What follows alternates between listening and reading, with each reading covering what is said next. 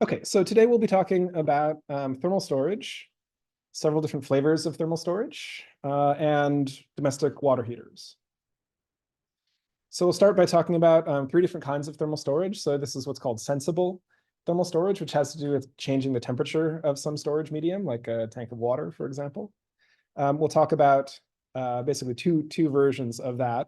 One that has to do with kind of a well-mixed tank, and then one that has to do with a stratified tank, where you kind of have a hot layer and sitting on top of a cold layer.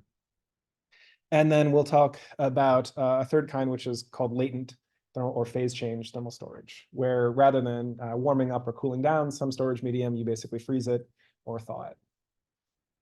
Okay, then we'll talk about domestic hot waters, domestic hot water use and domestic water heaters, basically, which are, in my mind, a version of thermal storage that just also happens to be used for this other purpose of, providing hot showers and water for dishwashing, things like that. And as always, guys, if you have questions, either in the room or online, please just speak up. Okay, so I think the simplest kind of thermal storage to understand is what I call lumped sensible or well-mixed sensible thermal storage. The idea here is that in reality, if you have a tank full of water, if you look at the temperature distribution inside the tank, it's not going to be uniform. It may be different near the edges. Maybe it's bleeding heat to the surroundings, so you have cool layer near the edges, and then maybe it's warmer on top due to thermal buoyancy effects, hot fluids rising. But we kind of assume away all that complexity in this model and just assume that everywhere inside the tank, the temperature is the same. And so that's the temperature T here. And then associated with the surface of the tank, the walls, the top, the bottom, is a thermal resistance. And this has to do both with the area, the surface area of the tank, and also with the thermal conductivity, the insulating materials. And then outside of the tank is some ambient air temperature, TA. So there's a circuit between these, you could draw this thing and so forth. But and then we have this term QC minus QD, which is a thermal power term or a rate of heat transfer term, where C stands for charging and D stands for discharging. So the discharging, for example, if this is a hot water tank in a house, the discharging basically would be people withdrawing hot water to use for showers, baths, washing dishes, washing hands. And then QC would be however you heat up the water by burning some natural gas under the tank or with an electric resistance heater or a heat pump or something. And then C here is the thermal capacitance of the water, and that's basically the mass of the water times the specific heat capacity. Okay, and so the underlying assumption here, as I mentioned, is that everywhere inside the tank, the temperature T is the same.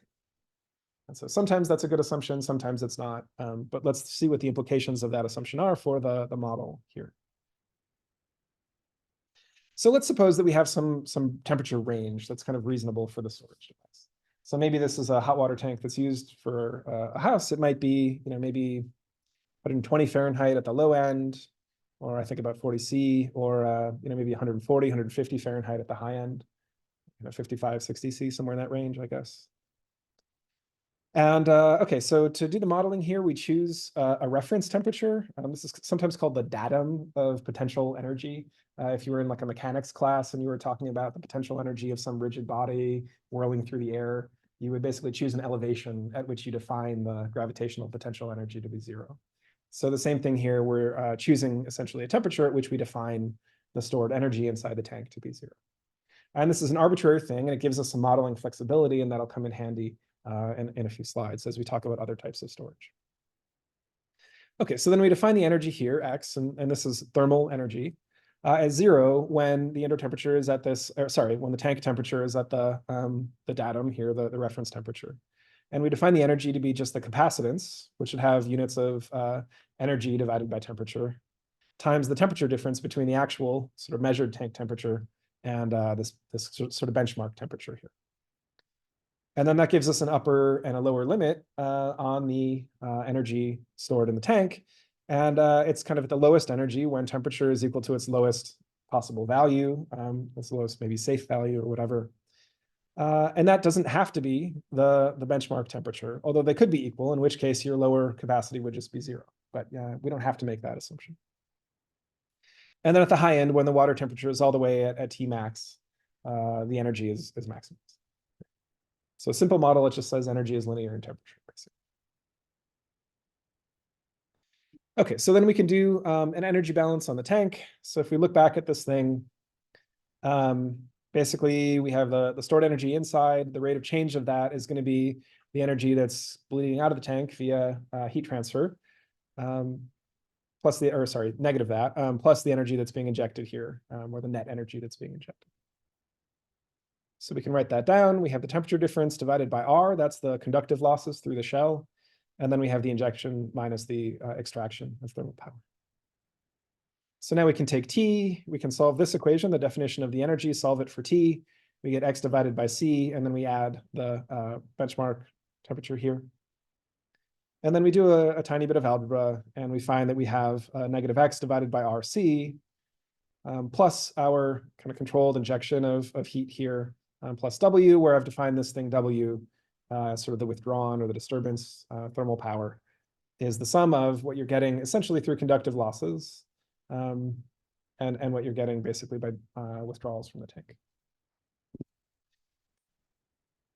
So not too difficult of a model. It looks a lot like our 1R, 1C model that we used for buildings, basically. All right, so what does lumped sensible thermal storage look like? So one iteration of this that I quite like is it's like such a stupid, simple, but useful technology called a box of rocks. So these are basically bricks inside here, and they're not just the kind of bricks that you would buy for building a patio or something like that. They might be carefully engineered material for the bricks to have high thermal capacitance, basically. But at the end of the day, it's a box of rocks with some insulation around it. And these U's in here, we talked about last time, these are heating elements. So they're just hunks of metal with a high thermal resistance that you can flow current through and basically get heat out of. So this is a box that might be kind of somewhere between knee height and waist height. And this would typically be put into a room inside of a house or an apartment. And the idea basically would be, maybe you have a low price during some part of the day and a high price during another part of the day for electricity. So the idea is that you run these heating elements to heat up all these bricks during that low cost time. And then during the high price time, you discharge this thing. And the way that you discharge it to provide heat to the room is it's hard to see, but there's a little fan in here or blower. And it sucks in, cool air from the room and basically blows it over the box of rocks. And then you get down here, warm air coming out. Pretty simple. Yes, question. Curiosity, the heat capacity of the bricks versus like actual regular bricks, is it like a few times an order of magnitude or what? Yeah, so the question is these special thermal bricks, is the specific heat or whatever of these things, is it hugely better than just like bricks you'd use for a patio, or is it kind of similar? And the answer is I don't know. I would guess it's within a factor of 2. It's probably not hugely better, but it's probably somewhat better. I mean, you also I'm sure you could come up with materials that would have way, way higher thermal capacitance for a given volume or mass. But they're probably expensive, right? So you can't go crazy with the engineering on this because you want this whole thing to cost, a couple $100 or something like that. I don't know if I mentioned it, but this white stuff is insulation. So the idea is you don't want to lose too much heat to the room. But these things, they actually do, they bleed heat. And so you can find that, if you're doing an overnight heating thing, you might be running these heating elements a lot. And then you actually get sort of unintentional heating of the room from the conductive losses through the shell here. But it's not the worst thing in the world. You're providing heating, overnight anyway when people need it. One story about these things. So there are places you can go, like apartment buildings in the Northeast, where you'll find tons of these things. There are also parts of Europe and the UK and things like that where units like these are very common. And in the US, at least, a lot of them date back to kind of the 1950s and 60s, when it's kind of the last era when nuclear power was actually being built at a good clip in the US. And so the idea is that nuclear power plants don't like to ramp up or down their power output very quickly. Like to go from 100% output down to 90%, they might want to do that over the course of a day or more. So demand for electricity naturally has this kind of sinusoidal pattern to it, where it's changing, I don't know, by 80% or something like that, from the trough to the peak. And so nuclear power plants want to be just flat but demand is this sine wave thing. And so utilities, basically, when they were building these gigantic, gigawatt scale nuclear power plants at places like 3 Mile Island. Who's heard of 3 Mile Island? I'll talk about that in a sec.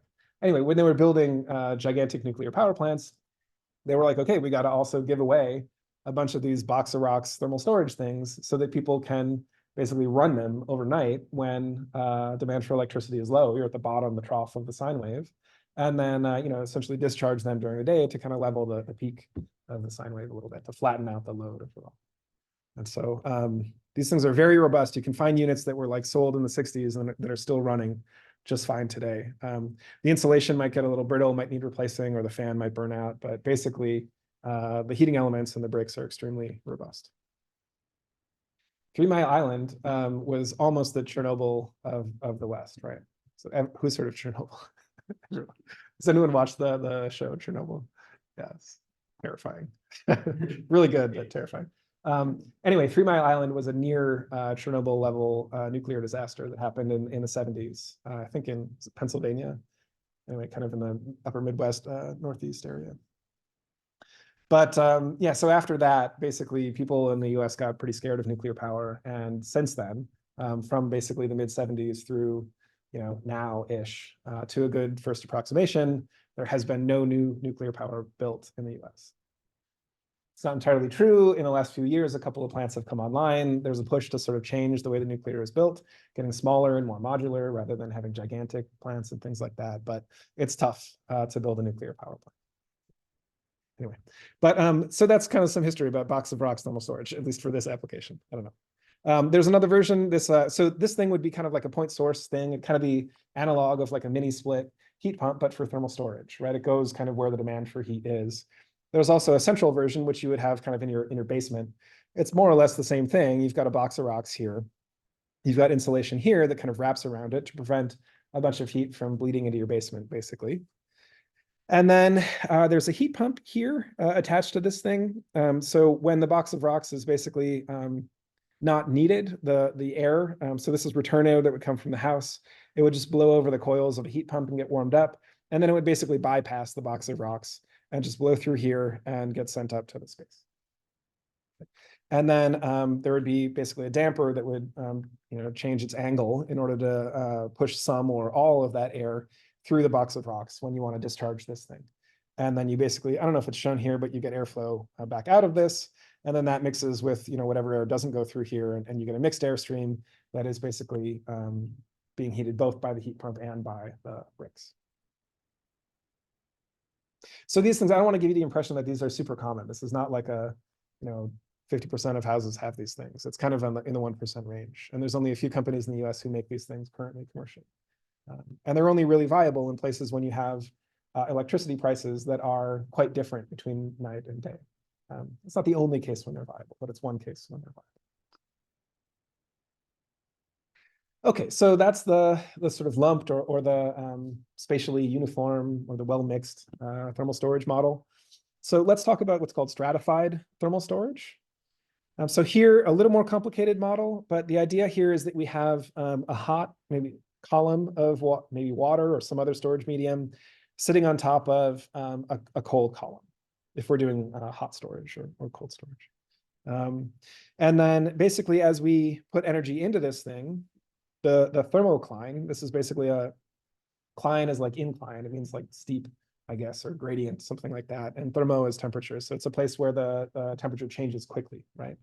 So this thermocline basically moves downward as you put energy into the top layer of the tank. And then as you pull something out, say water out of the top, the thermocline would move upwards. So the idea is that the hot layer temperature, T hot here, and the cold layer temperature, T cold, would be roughly constant. So we're not really doing temperature change here. We're doing basically change of the height of the thermocline. So the state of this thing we can write in terms of Y here, which is 1 minus the ratio of the thermocline height to the total height of the tank. So you can see when the height of the thermocline is 0, that means we have hot, say, water throughout the entire tank. So this thing is 0, Y is equal to 1. So that basically says we're fully charged. And then when the height of the thermocline gets all the way to the top of the tank, then this term here is 1 and Y is equal to 0. And there the tank is all the way cold. So we say that we've discharged it completely. And if you're doing cold storage rather than hot storage, you basically could flip the interpretation of Y, right? And then you'd say when the cold layer is all the way full in the tank here, that the tank is fully charged. But I think it's just easier when first learning these things to think in terms of heating. Only cooling basically amounts to a sign change. Okay, any questions about this model? We also have a resistance here at the wall. So both layers can bleed heat to the ambient air temperature as well. And there can be heat transfer between them. Yes. Do you extend this to have like multiple layers? Yeah, absolutely. So the question is, could we extend this to have multiple layers? And the answer is yes. So kind of a fairly sophisticated model, not the most sophisticated model, but it would have a continuous temperature distribution within the tank. And then you would have a PDE that governed the tank distribution. And so you can think of an N layer model as basically a numerical way to approximate the solution of that PDE. So rather than having a smoothly varying temperature distribution, you have a bunch of discrete layers with their own temperatures. But yeah, and then as N goes to infinity, you get like a better and better approximation basically of the continuous PDE model. But yeah, you could imagine a 3-layer model or a 5-layer model or something like that. And you could do that either with this assumption that basically the height of the thermoclines separating all the layers is changing, which would be kind of weird, I guess. Or you could just say the temperature, the heights of the layers are fixed, but the temperatures of each layer changes dynamically, if that makes sense. Yes, Levi. For the resistance factor between layers, do you normally just get that from one side or like how does it? Yeah, so the question is, how do you get the numerical value for this thing? We'll see that in at least the model that I'm proposing here, it drops out. So you never actually need to know it. You end up basically doing an energy balance on the whole tank. And so just like in a thermo problem, you only care about heat transfer across the system boundary. The internal stuff doesn't really matter. How would you get this if you needed to know it for maybe a different model? I'm not quite sure. So I think it has to do with the surface area, and it has to do with thermal conductivity or like contact resistance, basically, of water, right? But also there are like circulation effects. So the heat transfer is not just like still water sitting on top of still water with conduction happening. It's also cold water falling and hot water rising and water mixing and stuff like that. So I think it's not trivial to model. But that's a good question. Yes? Out of curiosity, is there any application to where like the hot and cold would be like actual like different fluids? Oh, that's interesting. Yeah, so the question is, are there applications where the hot and the cold might be different fluids? I haven't thought of that. I haven't seen that, but I guess you could imagine applications maybe where you'd have an oil sitting on top of water or something like that. Yeah, I don't know. It's a good question. Yeah. Okay, so let's do some math at this model and get some equations here. So this one is a little bit more involved to model, and I'm going to skip some steps, but you can fill in the details yourself, or I might ask you to fill in the details for a homework problem. So we start by defining two states, which are going to be coupled. One, XH, is basically the energy stored in the hot layer. And so that is the state variable Y times the thermal capacitance times the delta T, basically between the hot layer temperature and then, again, sort of our reference temperature here, where TSS, SS stands for stratified sensible. So again, this is a datum. This is an arbitrary temperature that we choose.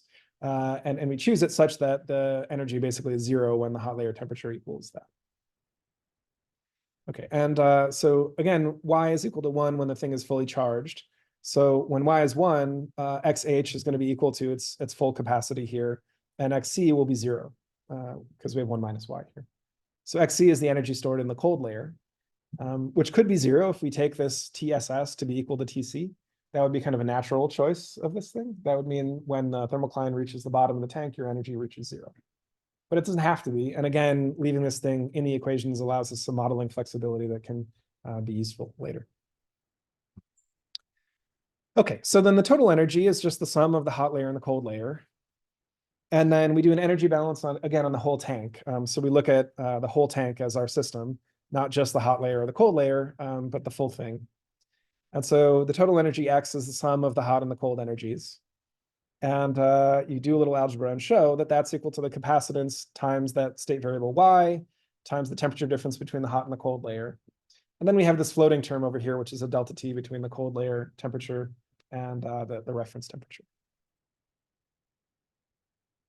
And that thing, it turns out, is always between C times, the cold layer minus temperature minus the reference temperature, and then the hot layer temperature in there. So we get a minimum and a maximum energy capacity. And then we can do conservation of energy on the tank. So the rate of change of the internal energy here is going to be basically the conductive losses from the hot layer here, plus the conductive losses from the cold layer here. And you can show or convince yourself, I guess, if you stare back at this thing, that this resistance here is the full resistance of the tank, R, which has the same interpretation that it had in the lumped sensible model. It's basically just all the surface area, the vertical and the horizontal surface area, 1 over that times the thermal insulate or the thermal transmittance, the U value of the material. Okay, so anyway, we have delta T over R basically for the hot layer, for the cold layer. And then again, we have the heat injection minus whatever heat is being extracted. So you can do some algebra, basically use the definitions of the hot layer and the cold layer temperature, or energies rather, and of the total energy, do a little bit of algebra, plug that stuff in, and you get this model that looks a lot like a battery model. So we have X divided by a time constant, RC, plus the sort of energy that we're putting in to charge, minus the energy withdrawn from the tank. And that includes both a conductive loss term and also the sort of deliberate heat withdrawal term. Okay, so again, the details here are a little bit fuzzy, but I think you can fill them in yourselves if you want to. Questions on this? Okay, so here is the most typical use case of a sort of a stratified thermal storage thing. So I have some students who do research with me, and they're working with the Purdue campus facilities department to look at basically techno-economic analysis of a big thermal storage system for Purdue's campus. So the idea is that Purdue has grown a lot. We've expanded enrollment from like 40,000 to 50,000 students over the last, I don't know, whatever, 6 years or something, and built a bunch of new buildings. But we haven't really expanded the equipment that heats and cools buildings much on campus in that time. So we're kind of bumping up against capacity constraints. So if we don't do something, then pretty soon people are going to start getting hot in buildings on the hottest and most humid and sunniest summer days. So the facility engineers are thinking about putting in a big water tank, basically, where they would store chilled water in it. And so they would have a chiller that pushes cold water into here, basically a vapor compression cycle where it's sucking water out of the water here. And then that would move the thermocline upward until the tank is fully charged. And so if you look at the temperature distribution versus the volume or the energy stored in the tank, you get this kind of steep thermocline region here that separates the hot layer and the cold. So the idea at Purdue is that you'd be able to put in a big chilled water storage tank like this and run chillers overnight when it's cooler outside. So efficiency is higher for the chillers. The cooling load in buildings is lower because there aren't as many people and not enough sun. It's not as hot outside and things like that. And also electric power typically is cheaper overnight. So it has economic benefits as well. And then during the day, you provide some of the campus cooling load basically by pulling cold water out of the tank. Okay, so fairly simple technology, but it can be quite useful in a situation like ours. Yes, question. Is there like a height of the tank where this becomes practical and not useful? Like, So if you had a tank that was this tall, would this work? I see. That's a good question. So the question is there a height of the tank where this is no longer useful? And you're not thinking so much as at the upper limit as at the lower limit. Like if it's a really short tank. I mean, there probably is. Yeah, and it probably has to do with fluid mechanic effects having to do with mixing and thermal buoyancy and stuff like that.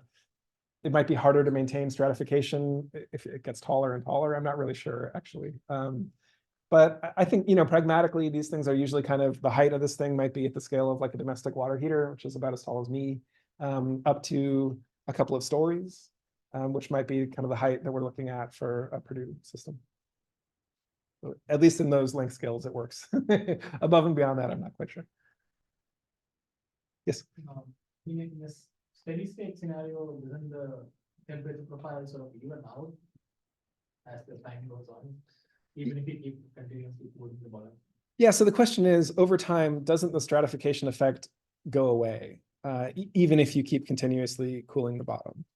And it turns out, weirdly, no, at least not over the kind of time scales at which you're charging and discharging storage typically, which is usually on sort of a 1-day period, basically.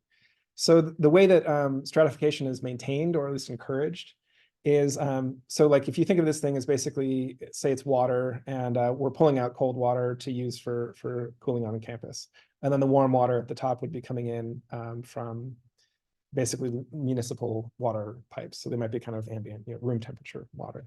So you inject the warm water up in the top layer, right? And then you pull the cold water out from the bottom layer, or put new cold water into the bottom layer. And so in that way, you basically aren't deliberately mixing the cold and the hot. I'll show another illustration of what this looks like for a domestic water heater, but there are design considerations that can improve or worsen the stratification. I think though, in the limit, like if you let it sit for a long time, a domestic water heater, if you let it sit for a month or something, I bet that if you then measure the temperatures in the tank, you'd find they were pretty uniform. And there still is some thermal buoyancy effect or whatever, but I bet it'd be pretty constant. But anyway, good question. So cycling is the key thing to maintain a certification.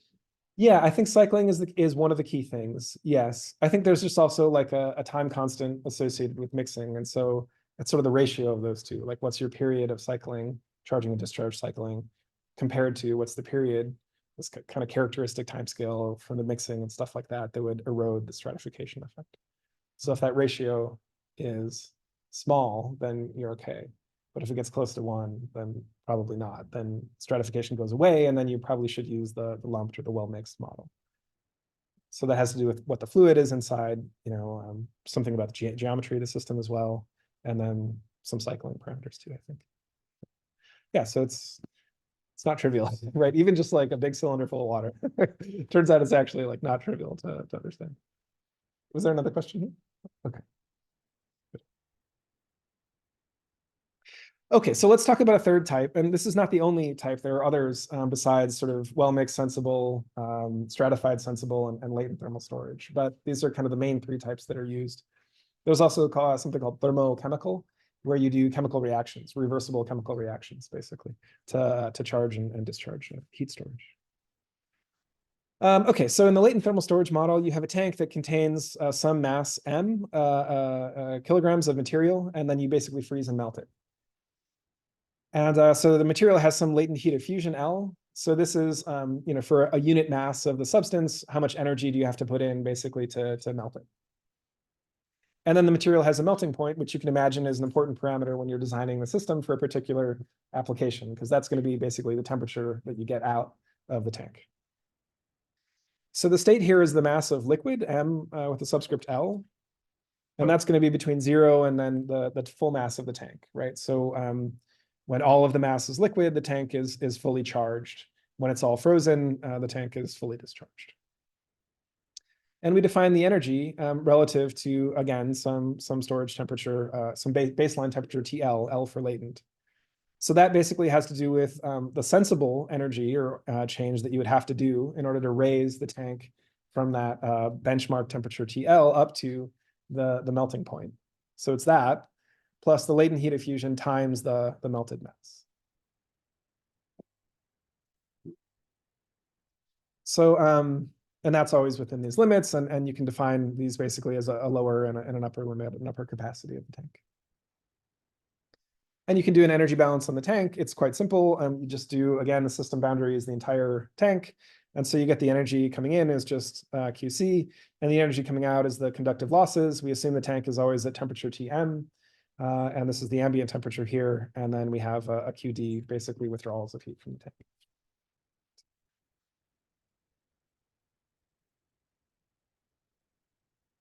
So here is one realization of that. Again, we're dealing with basically huge volumes of water. So this is an ice storage system that would be used maybe to cool a big commercial building or to provide cooling for a big industrial facility, something like a data center, you know, where you might have thousands of computers running and generating a bunch of waste heat. So here it is in the uncharged state, and you can kind of see from the reflections down here that there's water in here. And there's a person over in the second picture. So you can see this is whatever, a couple of meters. So this is quite a big facility. So the idea is you have a chiller that produces, you know, not cold water, but some cold, basically refrigerant, or maybe like a glycol mix or something like that, that can get below the freezing point of water, but still circulate through a loop. And so you circulate that really cold fluid through heat exchangers in here. And all these things are basically fins. These kind of vertical metal things are basically fins of heat exchangers.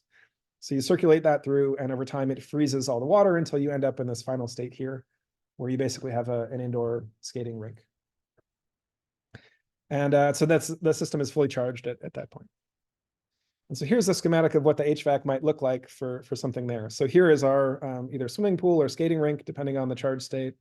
We have a glycol pump here, which is circulating very cold, probably glycol or a mixture of glycol and some other stuff. We have a glycol chiller over here, again, which is running a vapor compression cycle like we learned about last time. That's basically sucking heat out of the glycol in this chamber here, and then dumping the heat into what's called a condenser water loop. So there's a pump here that circulates water through this loop here. So this is the chiller. It gets that cooling water hot, and then they circulate it through what's called a cooling tower. And the idea here is that, and we have a bunch of these on Purdue's campus. So if you drive by the Wade utility plant on the southeast corner of campus, you'll see like big tower things, and those are cooling towers. So basically it takes that warm water and it rains it down through this chamber. Actually, it lets it flow over kind of like shower curtains. It's like plastic ripply surfaces, basically, to increase the surface area and slow down the rate that the water basically falls. And then there will be fans that suck in ambient air and blow it typically up, sometimes across. But anyway, so then you dump heat basically via both conduction and by phase change, not by phase change, just by conduction basically, and convection as well. You dump heat from the cooling water into the ambient air, which blows out the top or the side of the cooling tower. And then you get cooler water that you pump back through that cycle. Okay, and then the glycol goes into the tank and it goes through a bunch of pipes with fins on them, aka a heat exchanger, and that freezes some of the stored water, and then that glycol comes back here. And then on the supply side, so over here, maybe you're using this to cool a building. So you would have a chilled water pump that basically circulates through this tank here. And then you have a heat exchanger with a separate water loop, basically, that might go into an air handling unit. And something like a variable air volume system like we talked about last time. And that would, you know, take in some outside air, mix it with some return air from the building, cool it down over a coil here, and then blow it into the building to provide air conditioning. Make sense? At least conceptually, right? I'm not going to ask you guys to design one of these systems or anything. But... All right, so that's 3 types of thermal storage. And the models that we got down to for all of them look basically like battery models. So this is kind of interesting, right? We started with a model of a battery, and then we talked about buildings, and we talked about how a building basically, under some assumptions, can be viewed as thermal energy storage, either in the air and the shallow thermal mass of a building, or in the deeper thermal mass in the walls, the construction materials. And then we talked about how thermal storage can basically be modeled as a thermal battery. So all of these things with appropriate modeling gymnastics kind of fall in the same framework. Okay, so then you've done this a couple of times now in homework. If you have an equation that looks kind of like this, you know how to solve it, assuming that the input signals, the Q and the W, are constant. So you do that and you find an equation like this for a discrete time dynamic system. And so here the time constant tau is usually finite, but it could be infinite in the latent model. So in the latent model, the rate of heat transfer losses through the shell, the dissipation, was independent of the tank state, because the tank temperature remains constant as you're doing the phase change between liquid and solid. So, so the charge state doesn't influence how much heat you're bleeding to the surroundings, basically. So there we get an infinite time constant. You know, dividing by infinity basically means this thing is equal to 0. And if we look back at the dynamics for the latent model, we find there is no state dependence on the right-hand side. Okay. All right, so anyway, we get this nice kind of clean looking model here for our discrete time dynamics. And then we have different interpretations of the state, of the time constant, of the disturbance for different models. And you can look back at the slides that I presented, or you can just look at this handy table basically to say, what should these definitions hold? So one model to rule them all, right? Now, of course, you can get more complicated with all of these models. You can look at more detailed analysis of what's happening inside the tank. You can have other pieces of equipment plugged into it, and you can look at the performance curves and things like that for fans and pumps and heat pumps and so forth. And so the modeling can get much, much more sophisticated, but this is kind of a first cut that gets you kind of, again, dangerous. It gets you able to solve kind of interesting problems. Okay, so that is the modeling section. Oh, no, never mind. more modeling gymnastics to do here, a couple more slides. All right, so one thing that I think is kind of interesting here is that you can use one model to capture actually a storage type that switches between, say, the latent model and a lumped model, or between the lumped and the well-mixed model. So here's an example that has, the lumped and the stratified model. So suppose that we have a tank that goes from the stratified model into a lumped model as it heats up. So the idea is you're putting hot water into the tank, it moves the thermocline down and down and down. Eventually the thermocline hits the bottom of the tank. And now you basically are just heating up all the tank uniformly. So that's the switching model here. So we have at least 3 degrees of freedom, several degrees of freedom in the modeling parameter choices that are kind of arbitrary. So in particular, we have the benchmark or the reference temperatures for the lumped storage system and for the stratified storage system. So we want to choose those so that we get a smooth switching. Basically, our energy is a continuous function. It doesn't go through a jump, basically, when we switch from the lumped model to the stratified model or vice versa. Okay, so one thing is we want to get the disturbances equal. And in order to do that, if we look back at the disturbance definitions for our 2 lumped and our sensible models, we can see that they're almost the same, but that the difference is that we have TLS here and TSS here. So that gives us kind of one constraint. It removes 1 degree of freedom. That we have to set those to be equal. And we might as well make these terms simple by choosing each of these to be equal to the ambient temperature. So in that case, the disturbances actually vanish. Oops, sorry, they don't vanish. They would just be negative QD. So that's an error in the slide, I think. I'll fix that. And then we'd like, in order to get the kind of smooth transition in the energy, we'd like the lower limit for the lumped state, the lumped model, the lower energy limit there to be equal to the upper energy limit for the stratified model. So if those are equal, then again, we can stare back at our definitions here at the lumped upper limit and at the stratified upper limit and the lumped lower limit. And we find that the hot temperature and the minimum temperature for the lumped model, those should be equal. So that gives us another equation, removes another degree of freedom, basically. And then if that's the case, then we get one model that basically captures the entire operating range, both the stratified and the well-mixed model. And then our energy capacities are defined in this way. So I don't know if this is super useful, but I think it's kind of interesting that when you think about the state of the thing not being the temperature inside, but being the energy stored inside, that you can get this kind of smooth model that represents a system that switches quite significantly between qualitative different modes of dynamics.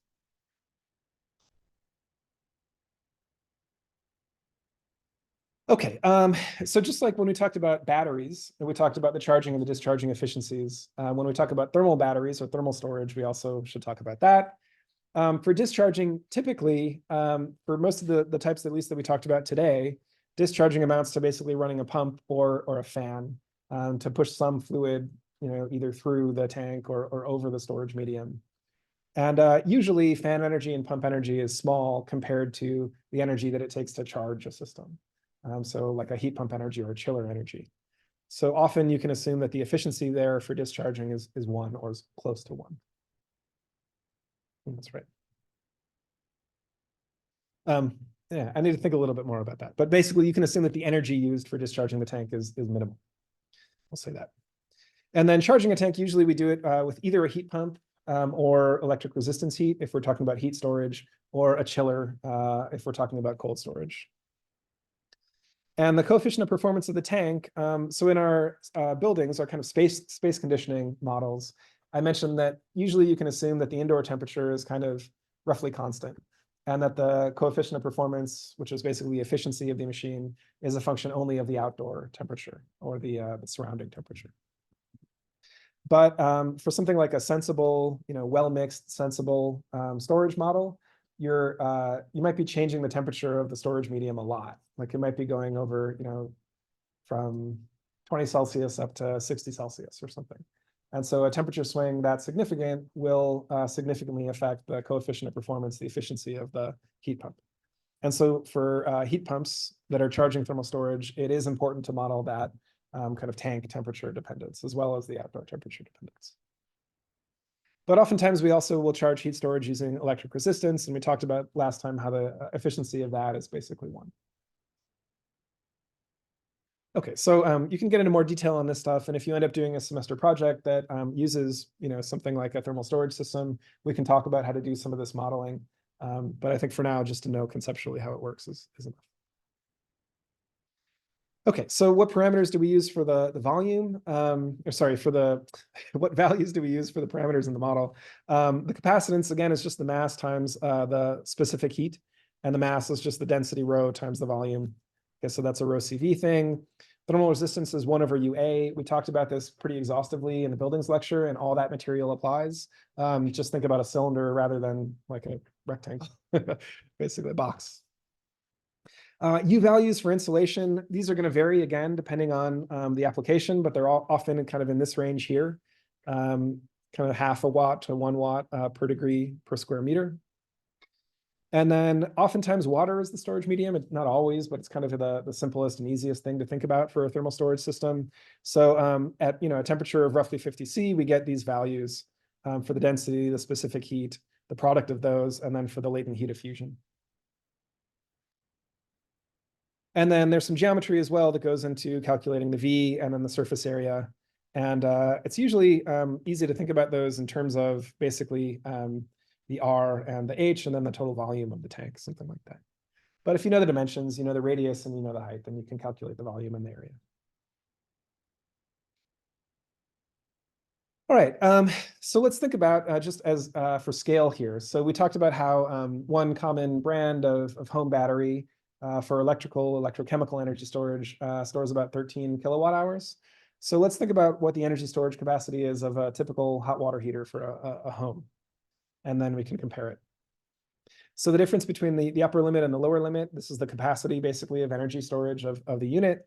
That's just equal to C times the hot layer temperature times the cold layer temperature. And this is in the stratified model. The volume, if you think, a typical radius and a typical height for a domestic water heater tank, the volume ends up being somewhere around 0.3 cubic meters. And that gives you a thermal capacitance of somewhere between 0.25 and 0.35 kilowatt hours per degree. And the cold layer temperature, this is pretty much fixed by whatever the temperature is of water that comes off the municipal pipe network, which is usually kind of around 15 to 20 degrees Celsius. It's a little colder in the winter, a little warmer in the summer. For a water tank, basically, we want to keep it above about 49 degrees Celsius. Otherwise, what's called Legionella bacteria can grow, which has health impacts. So you don't want the water to get too cold, but you also don't want it to get too hot because above about 60 degrees, if you turn on the tap, you might get burned. So we get a delta there of about 11 degrees Celsius.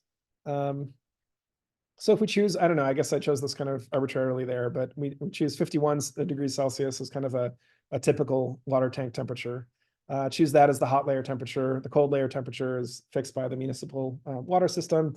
We run the numbers here, we get kind of on the order of 10 kilowatt hours, up to maybe about 13. So it's about the same storage capacity as a Tesla Powerwall, for example, which is like $15,000 to install.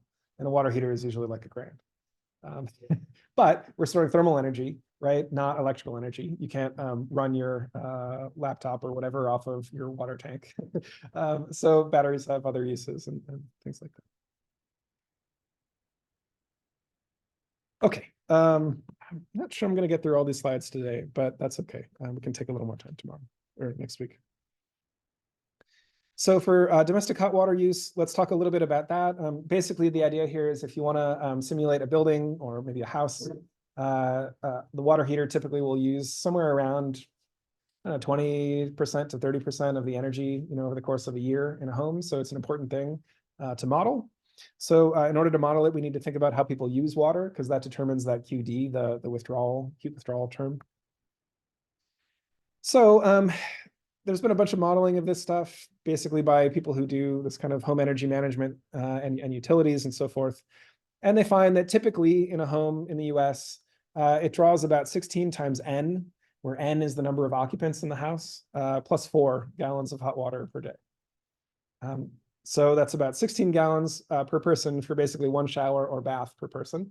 It ends up being roughly the hot water usage for a shower, and then about 4 gallons for everything else. And that's maybe not every day you use 4 gallons, but some days you do a load of laundry, other days you do run the dishwasher or something like that. And a typical shower might last on the order of 8 minutes. Of course, this is going to vary. Some people take longer showers, some people take super fast showers. But anyway, at roughly 2 gallons per minute is a typical volumetric flow rate there. And so that ends up being around half a cubic meter per hour. And those units are just a little more convenient for the calculations that I'll do here. Okay, so this is not for every house, right? Like different houses will have different habits and things like that. So if you're really doing this in reality, you want to tailor these models to the actual usage in a home. But this is pretty good for kind of a normal kind of middle of the bell curve house. So how much power do we suck out of a water tank? How much power is basically flowing through a shower when I'm taking a shower? Well, the thermal power associated with a volumetric flow rate V dot, gallons per minute or whatever, is just the density of water times the specific heat of water times that flow rate. So this whole thing here would be the M dot, basically M dot C, and then times the temperature difference, essentially between the inlet water temperature to the tank. That's like the water off the municipal network, the difference between that and the actual temperature of the hot water. And this thing, the inlet water temperature, typically, is roughly sinusoidal. Again, this varies a lot from place to place, but for somewhere like Indiana, it might be kind of 15 C-ish on average, might get as low as maybe 10 and as high as maybe 20, something like that. But this is the sort of thing that you can calibrate to the location that you're working with. Okay, so then with a tank temperature of about 51 degrees Celsius that we're storing hot water at, and an inlet temperature of about 15 degrees, a typical shower will draw on the order, if you crunch the numbers there, of about 19 or 20 kilowatts, which is a lot. So there's something called tankless water heaters. And has anybody heard of those or seen those? A couple people. So it's basically just like rather than having a tank that stores a bunch of hot water, it just has one big resistance heating element or a system of big resistance heating elements, and it pulls in cold water and then runs those heating elements so hard that basically it can warm the water up instantaneously from 15 or whatever it is that you're pulling off the street up to the 50 or whatever it is that people want in a shower. So that thing, it would have a heating element, COP of 1. So that thing would use electric power around 20 kilowatts while it's running. It wouldn't run that often, only when people are taking showers, basically. But just for comparison, a typical house on average might use like 3 kilowatts or something. So you turn this thing on and then, I don't know, a factor of 6 increase in the demand of your building. And then 10 minutes later, it stops. Okay, another point of comparison, 20 kilowatts is on the order of the total amount of heat transfer that you get through the shell of a typical home. So like all the energy it takes to heat your home is the same as the energy that's basically flowing through a shower head when you're taking a shower. An interesting fact is that most of the heat withdrawals that you see in a domestic water heating system don't actually depend on the tank temperature. So whether you keep the tank really hot or fairly mild, this actually is not really going to affect how much heat, how much energy people take out of the tank. So the argument here goes basically that a typical shower or a bath is going to have a constant water flow rate of the mixed water. It'll be a mix of cold and hot typically. So that's roughly the 2 gallons a minute that you get from a shower head. And then, I don't know about you guys, but when I'm taking a shower, I typically want a constant temperature. I don't want it to be really hot and then cold and hot and cold. It sometimes happens in old houses, but okay, so we assume that there's some desired temperature, like, I don't know, roughly body temperature, a little bit warmer, something like that. And then the idea here is that you have the mixed water temperature, which is just a weighted average of the hot temperature and the cold temperature, weighted basically by the shares, m dot divided by the total, and then the remainder here divided by the total. Those are the shares of the hot water and the cold water. And so this mixed water temperature is just going to be equal to a constant of like, I don't know, 100 Fahrenheit or 105, something like that. So then we do a little algebra. We move the m dot star over to the right-hand side. And then we group terms basically in the m dot and then in the m dot star over here. And then we find that we have an MC delta T thing if you multiply both sides by C and subtract off this term. So we have the m dot star stuff on the right-hand side. So we have an MC delta T on the left-hand side. Well, that is exactly the amount of heat that's being, or the rate of heat transfer that's being sucked out of the tank for the shower or the bath. And then on the right-hand side, we have something that is not a function of the tank temperature T at all. Right, so if I have a desired, 105 T star, and my shower provides 2 gallons a minute, those things are fixed. The inlet temperature is a function, only of what's happening on the municipal water network, and C is roughly a constant. So all this stuff on the right-hand side is just a constant. So this says that QD is going to be a constant, basically. And so the reason for that physically is that basically if the water tank temperature suddenly rose while I was taking a shower, I probably would just wiggle the handles or whatever on the shower in order to bring the temperature down to a more comfortable thing for me. Or if you start to get colder water coming out of the tank, you basically mix in a higher fraction. Make sense? Okay. All right, so that leads us to a simple way to simulate hot water draws. So basically, you can avoid simulating the actual volumetric flow rate of water, the gallons per minute, and you can just think in terms of energy that's being used for the main uses and basically showers. So the roughly 4 gallons a day is pretty small compared to, if you have 4 occupants, whatever it was, 16 gallons per person. I don't know. So you could get 60 gallons from 4 showers compared to 4 gallons for dishwashing and stuff like that. So to first approximation, a pretty good one, you can just think of domestic hot water use just as showers. So a pretty good way to generate reasonable, plausible looking profiles is to say how many occupants are there in the house. And then you basically draw, or randomly, shuffle and then draw basically 4 showers, roughly 10 minutes each at roughly 20 kilowatts each. And then you kind of put them at random times, probably not overlapping unless you have multiple showers in the home, then they could be. And that's it, basically. So I'll show a simulation in a bit of what that might look like. Okay, and in the last 20 minutes here, I want to talk about basically 2 configurations, equipment configurations for electric water heating, which is one of the main applications of thermal storage in this class. So electric resistance water heaters, and this is one way that they can be designed basically to promote or maintain a stratification effect. So typically they have a cold water inlet and they have a hot water outlet. And they will have 2 heating elements, usually somewhere between like 2.5 and 4.5 kilowatts each. And each of them will have a thermostat or a temperature sensor associated with it. And then the cold water, rather than being dumped into the top, which would be the hot layer in a stratified model, you have kind of a tube that dumps it in the bottom at about the same height as the lower heating element. Okay, so again, to simulate stuff, we need to have some logic for how things are being operated or controlled. So how are we basically charging or discharging the tank in order to balance the water draws and stuff that people are doing in the home?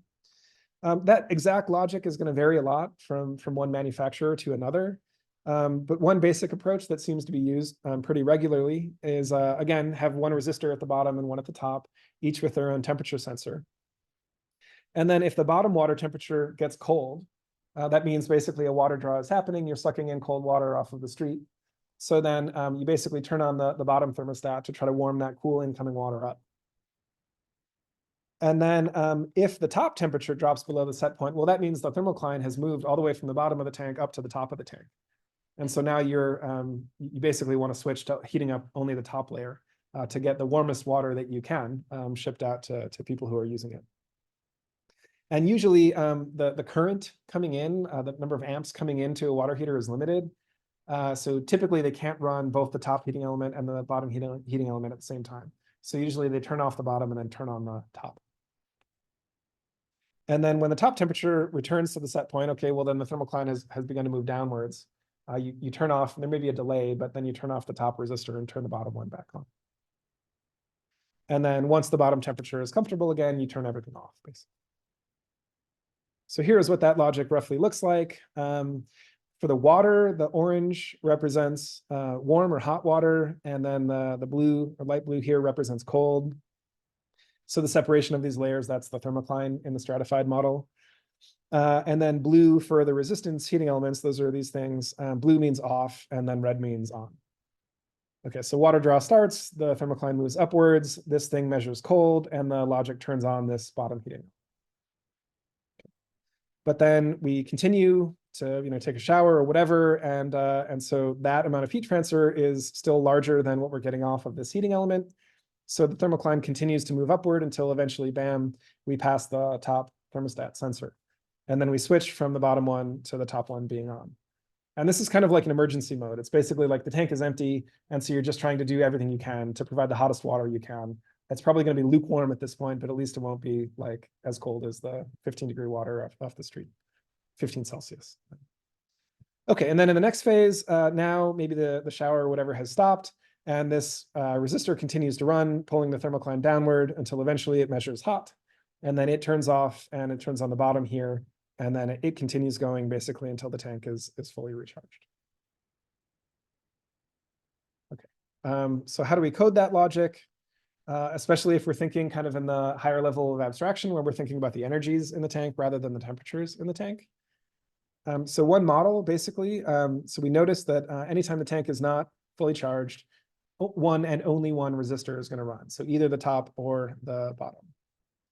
So a reasonable model of that is that basically the control system is going to try to fill up the tank. It's going to do its best to place the sort of next time, or sorry, the tank energy at the next time step all the way at the maximum capacity, right? So it's going to try to fill the tank, and we have an expression for what that thing is, but it's going to saturate at a capacity limit. So it can't provide infinite power to all the way refill the tank right away because the heating elements only can draw so much current and so on. So then we get a mathematical model that basically tells us what the charging power for the tank should be. And it's just the max of either 0 or the minimum here of P for the resistor, plus basically solve this equation here, plug in X max for X new, and solve this thing here for QC. And you get the term here inside the parentheses. So this looks just like what we did when we were talking about buildings, right? And simulating them with limited capacity constraints on the equipment. Okay, so that's electric resistance water heaters. And again, that's not all logic for all manufacturers. Things can vary, but that's kind of the gist of how they typically work and one way to simulate them. There's another device for electric water heating called a heat pump water heater. And just like in buildings, we talked about how you can do electric heating either with a resistance heating element or with a heat pump. Same thing here. We have a little heat pump that sits on the top of the tank. And this really, it's a 4-component cycle. Typically for a vapor compression cycle, it has the same thing that we talked about last time, a compressor, condenser, evaporator, and an expansion valve. And so it takes in ambient air. Oftentimes this thing will be sitting in the basement or in a closet somewhere. And so it'll pull in the surrounding air, which is maybe warm. And then it'll suck heat out of that air basically and put it into the water via this thing here. This series of kind of spiral of pipes here is the condenser, the heat exchanger. And so that is hot and it warms up the water in the tank. And then that sucks heat out of the air, so you get cool air basically blowing out into the space.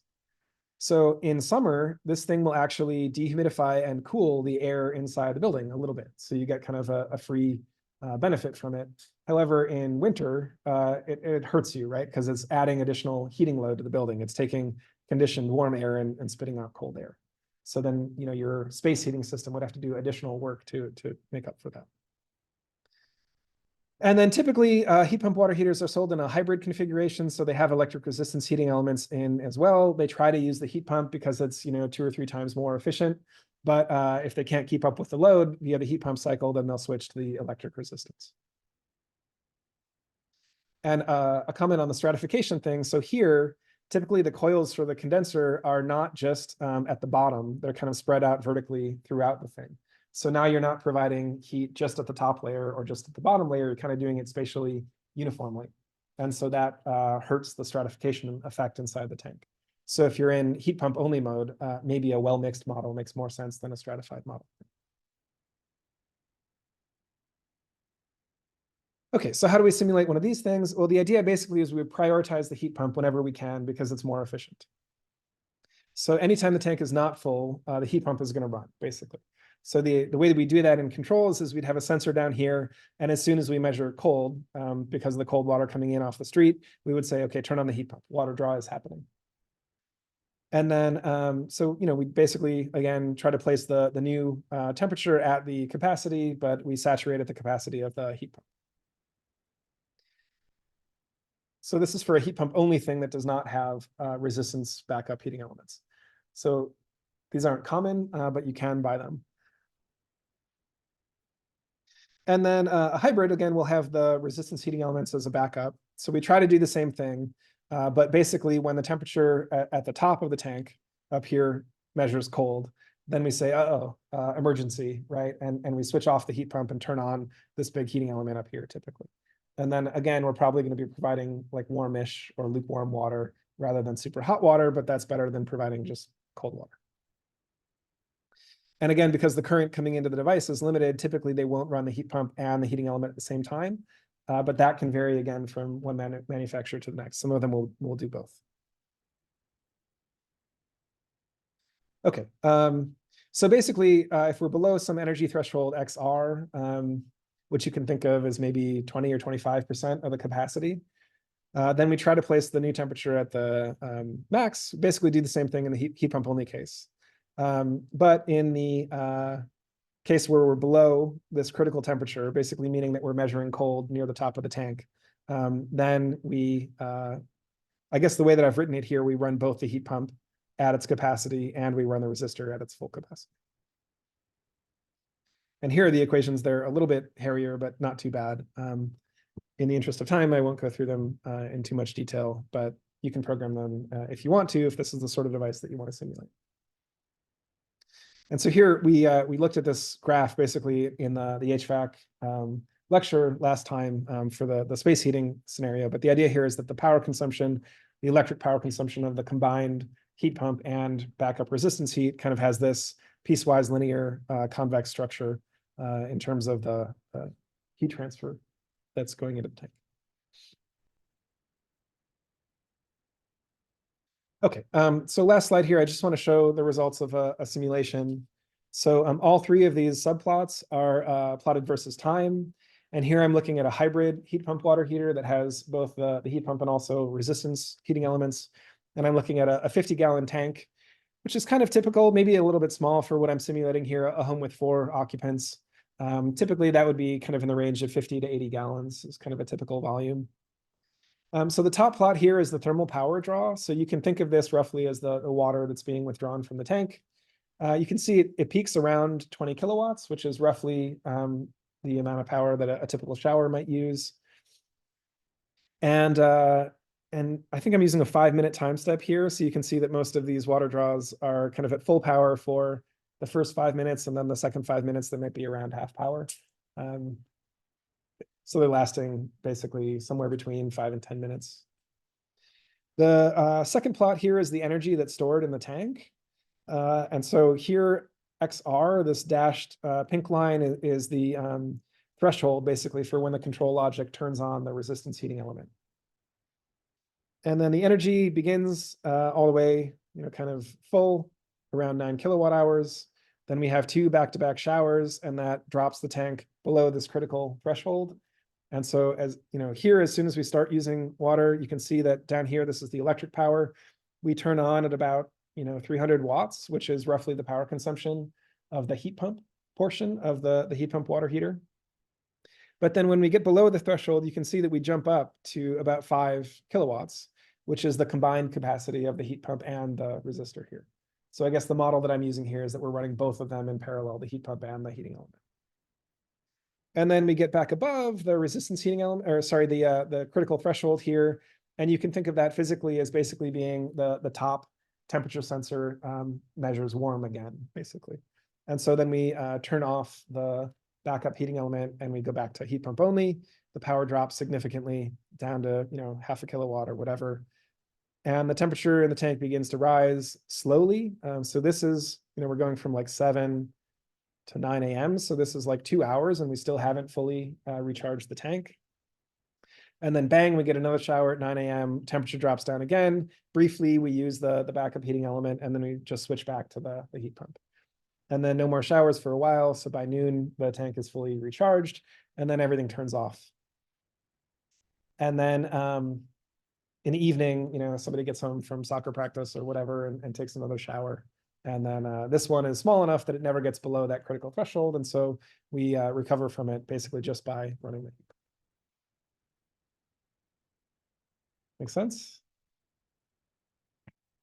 Okay, we have about 5 minutes left. So any questions about today's lecture?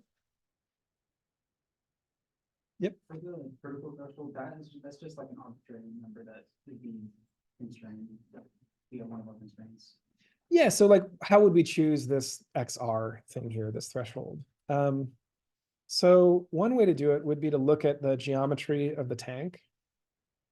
So basically, the energy state is, you know, is 100% when when the thermocline is all the way at the bottom of the tank, and it's 0% when you're all the way at the top of the tank.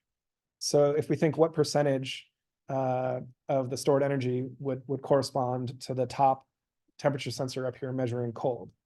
So it's basically at whatever, you know, this height is as a fraction of the total height. So it might be 20% or 25%, something like that. So that would be one way to do it. I can't think off the top of my head of another way to do it. Yeah. So here, the way that I've drawn it, it's actually 50%, but probably it should be closer down here to like 20, 30%, something like that. Yes? Yeah, I have a quick question for the water, heat pump water heat. Uh-huh. So it's basically the previous, the picture. Picture, yeah. So basically the condenser inside of the tank. Yeah, this is the condenser, right? So you'd have refrigerant flowing through this kind of spiral. Typically, the condenser has like 3 sections, like superheated, silicone, and 2-phase, right? Which affect the uniform temperature. Okay, so the question for folks online is, typically as the refrigerant, so correct me if I'm wrong, but I think this is what you're asking. As the refrigerant flows through this thing, it comes out of the compressor. It's like very hot above so it's in the superheated vapor region basically. Okay, then it begins to cool down until eventually it hits the 2-phase liquid vapor mixture region, and then it starts to condense. Right, and then eventually it becomes a saturated liquid and then a subcooled liquid, and the temperature begins to drop again. So that means as this the refrigerant is flowing through here, you're going to have basically a higher rate of heat transfer up here because the temperature is high, and down here, as the temperature of the refrigerant drops, you might have very low. So actually, yeah, there might be a little bit of stratification help then from something like this, because you do have a higher rate of heat transfer up top. Although the water at the top would also be warmer, so the delta T would be smaller potentially. So yeah, it's an interesting point. I think different manufacturers also have the geometry of this heat exchanger different, or the condenser different. So some of them will have like just 2 vertical pipes, a supply and a return pipe, and then a bunch of coils at the bottom. And then sometimes there's like a lot of like a high density of coils up here and then a lower density of coils down here, stuff like that. And I think some of them have them like in the core of the water, and some of them have them kind of out wrapped around the outside of the tank. So I think actually heat pump water heaters are a newer technology. They're not as developed, I guess, as something like a resistance water heater. So these things are still somewhat in flux. Did that kind of address your question? Okay. Okay, good questions. Any others? All right, so we'll wrap here. Just as a heads up, a week from today, next week on Thursday, our own Aaron Farah will give a little bit of a short presentation, basically about the house that he lives in, which is a test house that my department and lab and colleagues have run for a number of years just off campus here, you know, a couple of blocks away from this building. It's called the DC nanogrid house, where DC stands for direct current. So the underlying theory of that house is that basically a lot of the DERs that we've learned about in this class natively like to run on direct current power. And solar panels also, which we'll talk about next lecture, produce direct current power natively. And the way that typically houses operate today is that they convert the DC coming off the solar to AC, and you lose maybe 5 or 10% of the power due to that conversion. And then they pipe it around through the house basically on an AC bus. And then if you want to charge a battery or an electric vehicle or run a DC motor, you have another conversion from AC back to DC, which again might hurt you by another 5 or 10% efficiency loss. And so the theory of the DC house is like, what if we ran all that stuff natively on DC? So just directly connect the solar on DC to the battery on DC and the electric vehicle on DC and all that stuff. So in addition to that, we also have most of the DERs that we've talked about in this class installed in the house currently. So next week on Tuesday, we will talk about solar, and that pretty much wraps up the modeling section of the class. So you'll kind of be familiar with all the different DERs that we were talking about this semester. And so we'll take a tour on Thursday then, and you'll get to look at them basically in person and see some of the wiring and how they're all connected and stuff like that. So if you can, I would encourage you to come in person on next week, Thursday. If you can't, I think what we'll probably just do is give you some literature to read and maybe record Aaron's presentation. I don't think we'll be able to actually record like the tour of the house on a phone. It probably wouldn't work very well. So yeah, and we could, there is a YouTube video? Oh, okay. We'll link to that and we'll provide the slides and stuff. Yeah. Okay, thanks everybody, and we'll see you next week.